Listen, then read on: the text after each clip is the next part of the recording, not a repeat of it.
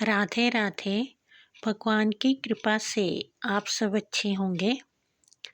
श्राद्ध पक्ष चल रहा है और श्राद्ध पक्ष में हम अपने पितरों का सम्मान करते हैं।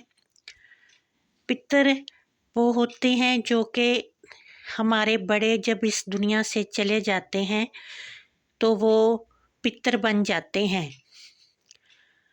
वैसे तो हमें जीते जी ही अपने माता पिता की, दादा दादी की, नाना नानी की सेवा करनी चाहिए, लेकिन अगर हम उनके मरने के बाद उनका श्राद्ध करते हैं तो वो बहुत प्रसन्न होते हैं।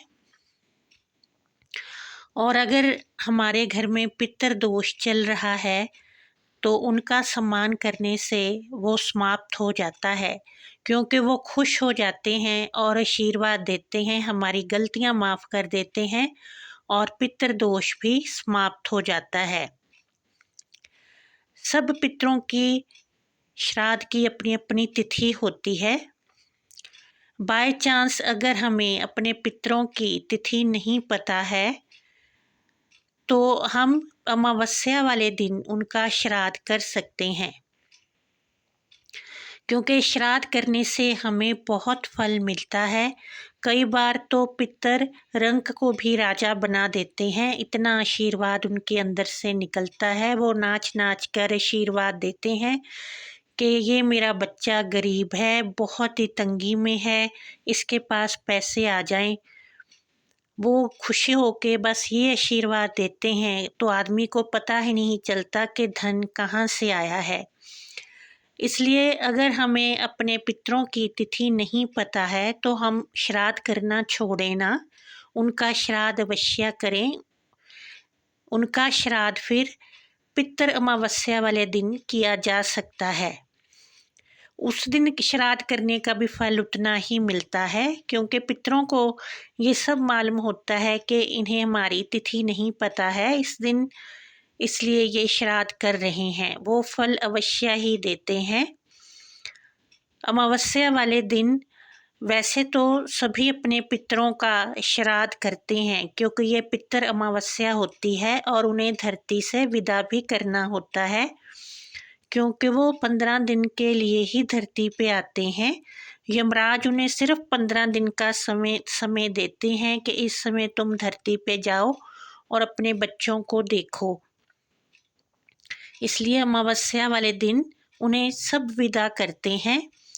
अमावस्या वाले दिन दक्षिण की तरफ मुख करके शाम को एक दीपक जलाया जाता है और साथ में 2 रोटी रखकर और ऊपर सब्जी खीर रखकर उन्हें विदा किया जाता है। ये तो सभी करते हैं, क्योंकि सब के पितरों की जो तिथि होती है वो उस दिन श्राद्ध कर चुके होते हैं, लेकिन उन्हें विदा करना भी ज़रूरी होता है। इसलिए ये दक्षिण की तरफ दिया जलाना और साथ में रोटी रखना ये तो सभी करते हैं। अब जिन्हें अपने पितरों की तिथि नहीं पता वो इस दिन उनका श्राद्ध कर सकते हैं और पंडित को घर बुलाकर आदर के साथ उसे बैठाना चाहिए और फिर उसे गरम गरम खाना परोसना चाहिए। जब तक पंडित चुपचाप खाना खाते हैं उतनी देर तक वो खाना हमारे पितर खा रहे होते हैं। इसलिए कभी भी पंडित को ठंडा खाना नहीं देना चाहिए, पंडित जी को गरम खाना ही परोसना चाहिए और उन्हें आदर के साथ दोनों हाथों से खाना परोसना चाहिए और उनके बैठने से पहले उस स्थान पर गंगा जल छिड़कना चाहिए, फिर उन्हें उस स्थान पर बैठाना चाहिए। और जो जूठे बर्तन हैं पंडित जी के, वो जो लड़का है वही उठाता है, कि वो पितरों का बेटा भी हो सकता है और पोता भी हो सकता है।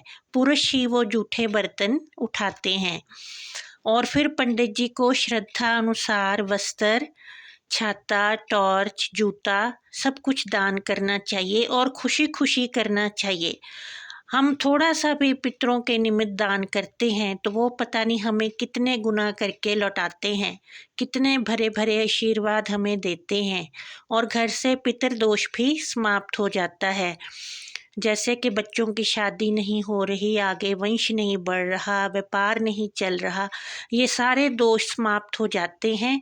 पितरों के आशीर्वाद में इतना फल मिलता है, उनके आशीर्वाद में इतनी शक्ति होती है। इसलिए जो भी श्राद्ध करना चाहते हैं, अगर उन्हें अपने पितरों की तिथि नहीं भी पता तो वो पितर अमावस्या वाले दिन जरूर करें और अपने पितरों से आशीर्वाद लें और उनका सम्मान करें। जय माता दी।